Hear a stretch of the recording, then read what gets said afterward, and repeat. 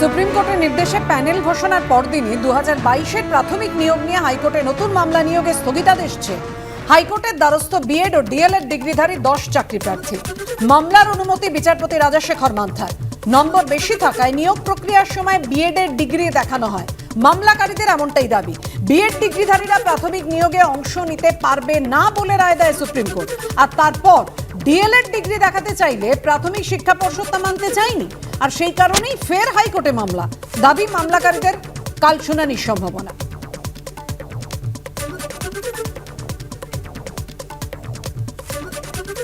আর এর পাশাপাশি নিয়োগের দাবিতে সল্টলেকে ধর্নায় 2022-এ টেট পাস করা চাকরি প্রার্থীরা।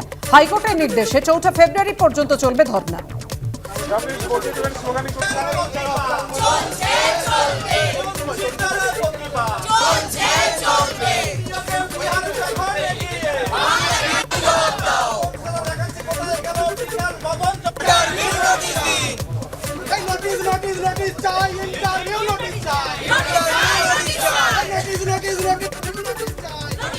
কলকাতা হাইকোর্টের নির্দেশে 1 ফেব্রুয়ারি থেকে আগামী 4 তারিখ পর্যন্ত বেলা 1টা পর্যন্ত কিন্তু এই ধর্না চলবে। 2022-এর যারা প্রাথমিক টেট পাস ইন্টারভিউ বঞ্চিত সেই সমস্ত চাকরি প্রার্থীরা কিন্তু এই মুহূর্তে এখানে বসে রয়েছেন এবং আজকে দুপুর 1টা থেকে তা কিন্তু 4 তারিখ পর্যন্ত চলবে। যাদের দাবি একটাই যে তারা 2022 সালে পরীক্ষা দেওয়ার পরে 2023 সালে রেজাল্ট বেরিয়েছে, কিন্তু এখনো পর্যন্ত তাদের ইন্টারভিউ নেওয়া হয়নি, ফলত প্যানেল তৈরি হয়নি এবং সেই কারণে তারা নিয়োগ পাননি। সবকিছু মিলিয়ে তারা কলকাতা হাইকোর্টের দ্বারস্থ হয়েছিলেন এবং করুণাময়ী থেকে অদূরেই, করুণাময়ীর ঠিক মোড়েই কিন্তু এই মুহূর্তে তারা এখানে বসে রয়েছেন এবং এই ধর্না আজ থেকে চলবে একেবারে আগামী 3 দিন পর্যন্ত।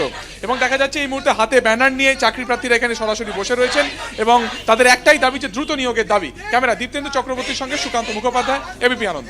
আইনি জটিলতা গতকাল কেটে গেছে, আমরা দেখেছেন, কিন্তু 24 ঘন্টা হতে গেল কিন্তু আমাদের এখনো পর্যন্ত ইন্টারভিউ নোটিশ দিইনি, তাই আমরা ধর্নার পথে চলে আসলাম। আমরা আজকে বিহারে যখন লক্ষ লক্ষ ছেলে মেয়ে নিয়োগ পাচ্ছে, সেখানে আমরা একটা নিয়োগের জন্য 6 বছর ধরে রাস্তায় রাস্তায় পড়ে আছি। এটা কি খুব শোভনীয় হচ্ছে বাংলার জন্য?